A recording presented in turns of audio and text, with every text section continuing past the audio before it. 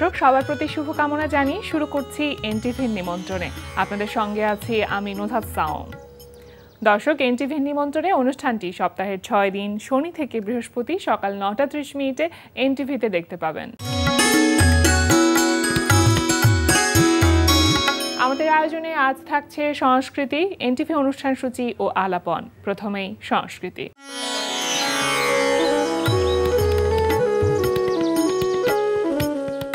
Dhanmondi alias প্রসেসের লা গ্যালারিতে অনুষ্ঠিত হচ্ছে শিল্পী লিটন করের একক চিত্রকলা প্রদর্শনী she the universe the infinity within her. সোম থেকে শনি বিকেল 3টা থেকে রাত 9টা এর সময় প্রদর্শনী চলবে 26 জুলাই পর্যন্ত। এবার এনটিভি অনুষ্ঠান সূচি। এবার জানিয়ে দিচ্ছি এনটিভির আজ রাতের বিশেষ বিশেষ অনুষ্ঠানগুলির সময়সূচি। সন্ধ্যা 6:15 থাকছে সমসাময়িক বিষয় নিয়ে অনুষ্ঠান সংলাপ প্রতিদিন।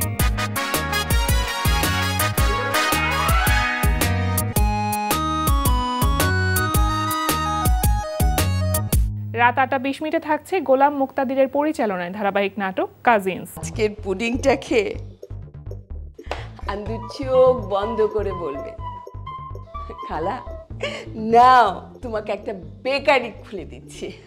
আপা, রান্নাঘরটা তো একদম ল্যাবরেটরি বানিয়ে রেখেছেন।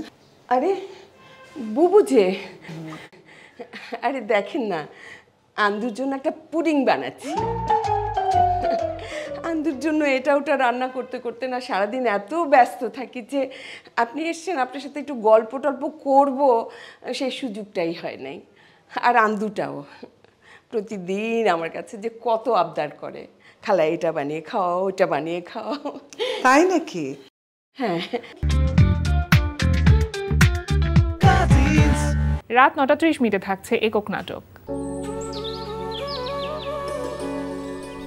এই 15 বসন্তে সব কিছু ঝরে যায়, বেদনার বাতাস, মেহগনির পাতা, আকাশের মেঘ আর আমাদের ভালোবাসা।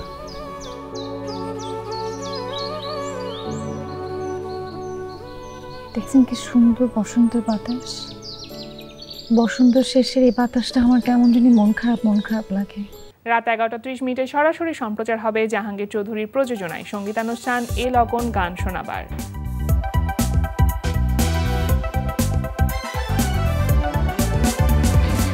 এই ছিল এনটিভির আজ রাতের বিশেষ বিশেষ অনুষ্ঠানগুলির সময়সূচি। এবার আলাপন। প্রিয় দর্শক, আমাদের আলাপনের আজকের অতিথি জনপ্রিয় অভিনেত্রী সুষমা সরকার। শুভ সকাল। শুভ সকাল দিদি, কেমন আছেন? আমি তো খুব ভালো আছি, তোমাকে দেখে আরো ভালো লাগছে। একদমই তাই। আসলে আপনি আসলে আমার কেন যেন মনটা ভালো হয়ে যায়। মানে আপনার হাসি মাখা মুখটা দেখলে একটা অন্যরকম আনন্দ অনুভূতি কাজ করে। আর সকালবেলা আজকে আপনাকে পেয়েছি। সাধারণত সকালবেলাটা কিভাবে শুরু করেন, মানে যখন প্রচন্ড কাজের ব্যস্ততাটা থাকে না যখন তখন ডেফিনেটলি আলাদা হয়, আলাদা রকম করে সকাল হয়। সেই সকালটা আবার সকাল হয় না, ঠিক সকাল বলা যায় না এটাকে, তখন দুপুর হয়ে যায়। দুপুরের কাছাকাছি আর কি, সকাল আর দুপুরের মাঝামাঝি সময় হয়। কারণ যেহেতু অন্যদিন অনেক সকালবেলা উঠতে হয়, একটু রিল্যাক্স করতে ইচ্ছে করে। তারপর যখনই উঠি না কেন একটু লেবু চা, একটু গরম পানি, একটু ইয়োগা করার ট্রাই করি। ইয়োগা করে দেন হচ্ছে সকালটা বা দিনের শুরুটা আসলে মানে ওইভাবে করার ট্রাই করি। মানে কাজ না থাকলে, শুটিং না থাকলে আমার সকাল হোক দুপুর হোক যখনই আমার ঘুম ভাঙুক না কেন, আমার ইয়োগা দিয়ে আমার মানে দিনটা শুরু হয়। আসলে এটা আমি না আপনার কাছে আজকে জানতে চাইবো বলে ভেবেছিলাম যে আপনার এই যে সৌন্দর্য, এই সৌন্দর্যের পেছনে আসলে রহস্যটা কি? সৌন্দর্যের রহস্য আসলে ইনার বিউটি, আসলে মানে জীবনযাপন, লাইফস্টাইল, চিন্তা ভাবনা, এই সমস্ত কিছু মিলে কিন্তু একটা মানুষ, এবং সে আসলে কিভাবে কোন দৃষ্টিতে আসলে জীবনটাকে দেখে, কিভাবে জীবনটাকে উপভোগ করতে চায়, তার সারাউন্ডিং কি, তার ফ্রেন্ড সার্কেল কি, এই সমস্ত কিছু কিন্তু একটা মানুষের ব্যক্তিত্ব বলি বা সৌন্দর্য বলি সেটাতে অনেক বেশি প্রভাব ফেলে, প্রভাবিত করে। আসলে কি চমৎকার করে বললেন কথাগুলো, আসলেই তাই। কিন্তু আলাদা করে কি নিজের স্কিন কেয়ার রুটিনটা মেইনটেইন করা হয়? সেটা খুব না, আমি খুবই এ ব্যাপারে খুবই অলস। আমার স্কিন আমি বলবো অনেক মানে লক্ষ্মী একটা স্কিন আমি বলবো, কারণ ওকে কিছুই যত্ন আসলে কিচ্ছু করা হয় না। অনেক আমি যেমন পার্লারে কখনো যাই না, শুনে সবাই খুব অবাক হয়ে যায়, কি বলে সিরিয়াসলি আমি কখনো পার্লারে মানে স্কিন কেয়ার করতে পার্লারে যাই না, আমি হেয়ার কাট করতে পার্লারে যাই, আদারওয়াইজ আমার মানে পার্লারে আমার আসলে যাওয়া হয় না। এবার একটু কাজের প্রসঙ্গে আসি, যে যখন ব্যস্ততা থাকে না তখন তো জীবনটা অন্যরকম যায় বা দিনটা অন্যরকম যায়, আর যখন ব্যস্ত থাকে তখন তো আসলে একেবারে ব্যস্ততার পড়ে যায়। এবং বেশ কিছুদিন ধরে আপনি ভীষণ রকম ব্যস্ত সব কিছু নিয়ে, বা সব প্ল্যাটফর্মেই আমরা আপনাকে কম বেশি আপনার বিচরণটা দেখছি। মঞ্চ নাটকটা দিয়েই শুরু করি, যেহেতু আজকেই শো পারোর, কেমন লাগছে আরো একবার পারো হতে? আমার খুব ভালো লাগে পারো। আমার মানে কিছু কিছু কাজ আছে না যে করতে ভালো লাগে, ভিতর থেকে একটা মনে হয় যে কবে করব। দীর্ঘ অনেক দিন গ্যাপের পরে আসলে পারো করছি আবারও। মাঝখানে আরেকটা শো হওয়ার কথা ছিল, বাট আমার পা ভেঙে গেল, তারপরে তো শোটা ক্যান্সেল করতে হলো।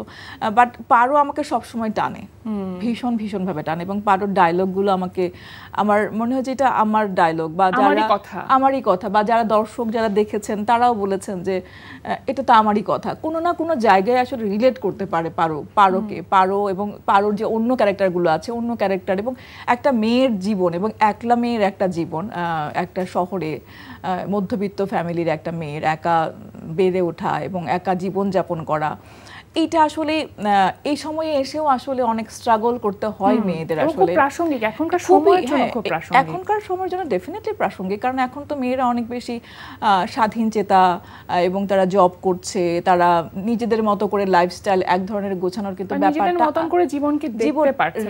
রাইট। তো এই সময়টাই এসেও কিন্তু অনেক বেশি পারিপার্শ্বিকতা, সামাজিকতা, এইসব বিষয় কিন্তু এই মেয়েদেরকে সেই স্বাধীনভাবে চলার যে ব্যাপারটা, সেটা কিন্তু হতে দিচ্ছে না, চেপে ধরছে কিন্তু।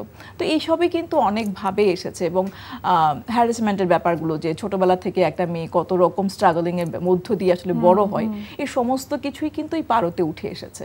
সেই কারণেই হয়তো বা নারীরা বিশেষ করে অনেক বেশি কানেক্ট করতে পারে পারোর সঙ্গে। একদম, এবং রেসপন্সটা আপনি তেমনটাই ভালো পেয়েছেন। এবার মঞ্চস্থ হতে যাচ্ছে মহিলা সমিতির নীলিমা ইব্রাহিম মিলনায়তন। এর আগে যেটা মঞ্চস্থ হয়েছে যতগুলো বার, মানে এই প্রযোজনার মঞ্চস্থ হয়েছে ততবার সেটা ছিল শিল্পকলা। আমরা মহিলা সমিতিতে আরেকটা করেছিলাম, আরেকবার করেছিলাম, বাট বেশিরভাগই শিল্পকলাতে হয়েছে। এই যে স্টেজ যখন চেঞ্জ হয় তখন অ্যাজ এ পারফর্মার ওই চেঞ্জটা আপনি আসলে কিভাবে দেখেন? আমার কাছে যেহেতু আমি সোলো পারফরমেন্স করি, আমার কাছে শুধুমাত্র একটা সময় খুব মানে আরাম বোধ লাগছে, মানে স্বাচ্ছন্দ্য বোধ করছিলাম না। সেটা হচ্ছে মূল হলে যেদিন করেছিলাম। আচ্ছা, মূল হলে একবার করলো, তো যখন মানে শোটা বললো আমাকে মূল হলে, তখন আমি বললাম মাসুম ভাইকে, বাবা ভাই এইটা কিভাবে সম্ভব, মানে এত বড় মঞ্চ, আমি তো একা, আমি তো হারিয়ে যাবো, আর অত দূর থেকে আসলে এটা আসলে স্টুডিও থিয়েটার হলে সবচেয়ে বেশি মানে দর্শকের কাছাকাছি থাকলে ওইটা অনেক ইম্প্যাক্ট পড়ে। তো ওইটাতে আমার কাছে একটু লেগেছে, যে মনে হচ্ছিল যে দর্শকের সঙ্গে আমি কমিউনিকেট করতে পারছি না। ওই জায়গাটা একটু লাগেই তো ডেফিনেটলি। আর পারফরমেন্স আসলে কি, যেই পারফরমেন্সটা আমি করছি, বাট এটা কিন্তু জায়গা বুঝে, সময় বুঝে, স্থান বুঝে এটা কিন্তু চেঞ্জ হবেই।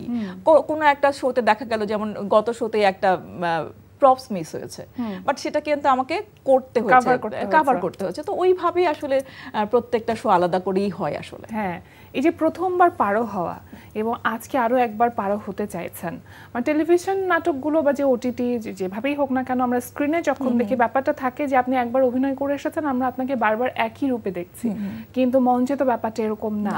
প্রতিবারই আপনি নিজেকে পারোকে নতুন ভাবে আবিষ্কার করছেন।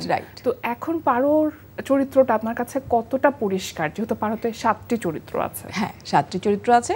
আর প্রথম দিকে আমি যেমন আমার কাছে খুব মানে হাতটাতে হচ্ছিল যে খুঁজে পেয়ার, মানে এখানে পারো আবার 2টা পারো আছে, মানে একটা ভিতরের, হ্যাঁ আসলে মূল দ্বন্দ্বটা কিন্তু নিজের সঙ্গে নিজের।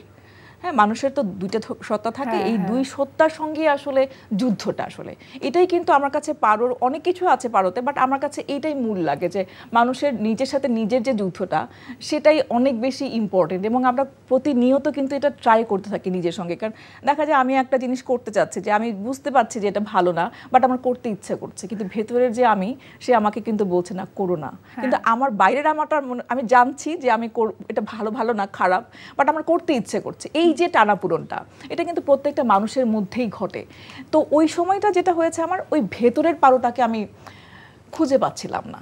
ভেতরের পারোটা কেমন করে কথা বলে, ও আসলে কেমন, ওর বয়সটা কেমন, ও কোথায় গিয়ে থেমে গেছে, ও কি ওই মধ্যবেলায় বা ছোটবেলায় ওই যে কিশোরবেলা ওইখানেই থেমে গেছে ওর বয়সটা, নাকি ও বড় হয়েছে এই পারোর সঙ্গে ওর বয়সটা বেড়েছে, বা ওর এক্সপিরিয়েন্স গ্যাদারিংটা কি হয়েছে ওইটুকুতেই সীমাবদ্ধ হয়েছে, নাকি ও এই বাইরের পারোর সঙ্গে ওই এক্সপিরিয়েন্সটা গ্যাদার করছে। তো ওই জায়গা থেকে ওই পারোটাকে খুঁজতে আমার একটু সময় লেগেছে, বাট এখন আমি একটু অনেকটা পরিষ্কার, আস্তে আস্তে হয়তো আরো ডাইমেনশন হবে, যা দেখা যাক। নিঃসন্দেহে অনেক অনেক শুভকামনা রইল পারোর জন্য। এবার একটু গুলমোহর প্রসঙ্গে আসতে চাই। ভীষণ রকমভাবে জনপ্রিয়তা পেয়েছে গুলমোহর এবং দর্শক নন্দিত হয়েছে। কেমন লাগছে যখন নিজের কাজ এত প্রশংসিত হয়? গুলমোহরটা আমরা তো করেছিলাম প্রায় বছর খানিক আগে, এবং তারপরে খুব তাড়াতাড়ি আসার কথা ছিল, যখন আসছিল না তখন আমরা খুব ছটফট করছিলাম, কারণ আমরা যখন কাজটা করেছি তখন আসলে মানে খুব ভালো একটা ইউনিটের সঙ্গে কাজ করেছি এবং খুব ভালো একটা কাজ হয়েছে সেটা আমরা জানি সকলেই কিন্তু আমরা জানি, আমরা ডাবিং করেছি, আমরা দেখেছি, অল্প অল্প দেখেছি। তো দেখার থেকে বড় কথা হচ্ছে কি, যখন আমরা করি, বিশেষ করে পারফর্মাররা যখন কাজটা করে তখন কিন্তু বুঝতে পারে যে কাজটা কেমন হচ্ছে, ওর কাজটা, নিজের কাজটা কেমন হচ্ছে। তো সেই জায়গা থেকে সবাই বলছিল যে খুব ভালো হয়েছে, যারা যারা দেখেছে। তো আসছিল না দেখে খুব ছটফট লাগছিল যে কবে আসবে। যাই হোক, রিসেন্টলি সেটা রিলিজ পেয়েছে, এবং দর্শক এবং আমার কলিগ, আমার বন্ধু বান্ধব সবার এত ভূয়সী প্রশংসা পেয়েছি, বিশেষ করে অভিনয়ের। সবাই বলছিল যে এইরকম সুষমাকে তো দেখিনি আগে। সুষমার এত পরিমিত অভিনয় এবং এই ক্যারেক্টারটা শুরু থেকে শেষ পর্যন্ত যে জার্নিটা অদ্ভুতভাবে সেটা মেইনটেইন নাকি করেছি আমি।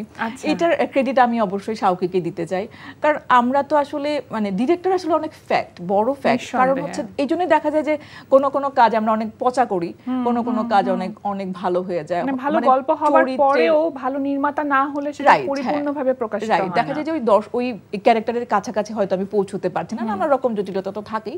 বাট শাওকির টিমটা এত দুর্দান্ত একটা টিম, এবং আমার মনে হয় মানে কাজের ক্ষেত্রটা এরকমই হওয়া উচিত। বিশেষ করে আমরা যারা আর্টিস্টদের যে আরামটা, মানে একটা ক্যারেক্টার হয়ে ওঠার জন্য যে জায়গাটা, যে স্পেসটা দেওয়া দরকার, যে সময়টুকু দেওয়া দরকার, সেই সময়টুকু ও দেয় সব সময়। তো সেই কারণেই আসলে কাজটা ভালো হয়, সেই কারণেই হয়তো ওই ক্যারেক্টারের কাছাকাছি পৌঁছানো যায়। এবং আমার এই গুলমোহর করার পরে রেহেনুমা ক্যারেক্টারটা আমরা রিহার্সালও করেছি অনেক, যার কারণে বন্ডিংটা, ভাই বোনের বন্ডিংটাও কিন্তু অনেক ভালো করে এসেছে এখানে। কিন্তু যেটা হয়েছে যে শুটিং শেষ হওয়ার পরও আমি রেহেনুমা থেকে বের হতে পারছিলাম না। আমার রেহেনুমা আমাকে বারবার নক করছিল, এবং খুব খারাপ লেগেছিল যেদিন শুটিংটা শেষ হয়েছে। মনে হচ্ছিল যে শেষ হয়ে গেল, আর কিছু হবে না। রেহেনুমার জন্য খুব মায়া লাগছিল, আবার আরেকটু রেহেনুমা হয়ে যদি থাকা যেত। ওইটা আমাকে খুব, রেহেনুমাকে মিস করেছি আমি অনেকটা দিন। এরকম কাজ আসলে যত বেশি প্রশংসিত হয় তত বেশি আপনাদের মনে হয় অনুপ্রেরণার জায়গাটা অনেকটা বেড়ে যায়, যে আরো ভালো কাজ করতে হবে, আরো ভালো কাজ করতে হবে, দায়বদ্ধতার জায়গাটা বেড়ে যায়। এবং তেমন একটি গল্পের কথা বলবো, তেমন একটি নাটকের কথা বলবো, দেনা পাওনা, যেটা অনেকগুলো দিন ধরে চলছে এবং শ্রোতারা, দর্শকরা আসলে একই রকম ভাবেই গ্রহণ করছে। এইটা দেনা পাওনা আসলে আমি বলবো যে ক্যাম্পাস নাটক হিট হয়েছিল, ক্যাম্পাসের পরে আসলে দেনা পাওনা এটা আমাদের আসলে 10 পর্বের একটা নাটক শেষ হয়ে যাওয়ার কথা ছিল, ঠিক আছে। কিন্তু দর্শকের এইরকম মানে এই লেভেলের রেসপন্স, মানে আমরা নিজেরাও খুব অবাক হয়ে গেছে যে এতটা প্রত্যাশা ছিল না, যেখানে যাচ্ছি সেইখানে দেনা পাওনা। এবং আমি তো এখন জাতীয় ভাবি হয়ে গেছি, মৌ ভাবি। এখন যে কোনো একটা পোস্ট করলে মৌ ভাবি খারাপ, মৌ ভাবি ভালো হয়ে যান, মানে এই যে রেসপন্স। এবং যেখানে যাই, মানে চার দোকান থেকে শুরু করে দারোয়ান, আমার বাসার লোকজন, আমার কলিগ, আমার বাসার লোকজনও কিন্তু নাটক দেখে না খুব একটা, বাট দেনা পাওনা দেখে। এমন কেউ নাই যে দেনা পাওনা দেখে না, মানে দেনা পাওনার এই লেভেলের রেসপন্স আসলে এই সময়ে এসে, কারণ এখন তো অনেক প্ল্যাটফর্ম, অনেক কাজ, অনেক কিছু, অনেক প্রতিযোগিতা, রাইট।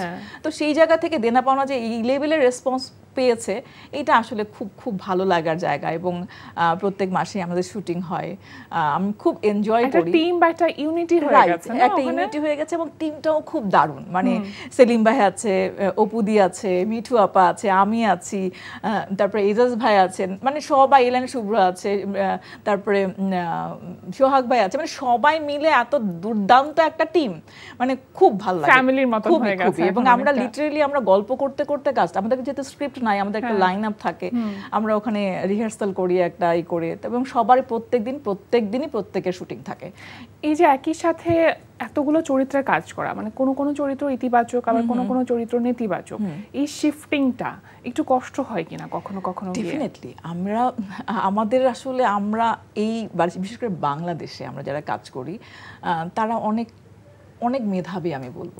কারণ হচ্ছে কি আমরা আজকে এই সেটে কাজ করছি, আজকে আমি এই ক্যারেক্টার করছি, আজকে আমি মৌ ভাবি, কালকে আমি হয়তো শাহানা বা আমি অমুক, মানে এই যে শিফটিংটা এটা তো আসলে অত সহজ না। আসলে আমরা যত সহজে করি আসলে মানে করতে হয় আসলে, বাট এত সহজ তো না একটা ক্যারেক্টার থেকে আরেকটা ক্যারেক্টার। কারণ একটা ক্যারেক্টারে ঢুকতে বা একটা ক্যারেক্টারে থেকে বের হয়ে অ্যাটলিস্ট একটা দিন লাগে আসলে ওই ক্যারেক্টারটা নিয়ে একটু ভাবতে।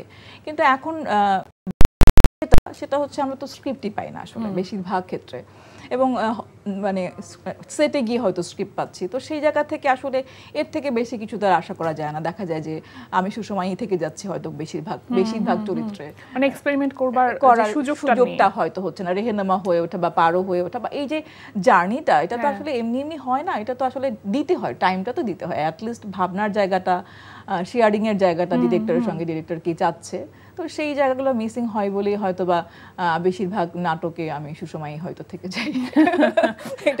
আবার নিজেকে ভেঙে আবার বেরিয়েও আসছেন, কিন্তু হ্যাঁ চেষ্টাটা করি যতটুকু পারা যায় আসলে। ওই তো বললাম যে আমাদের এত সীমাবদ্ধতা থাকে যে পারা যায় না আসলে চাইলেও।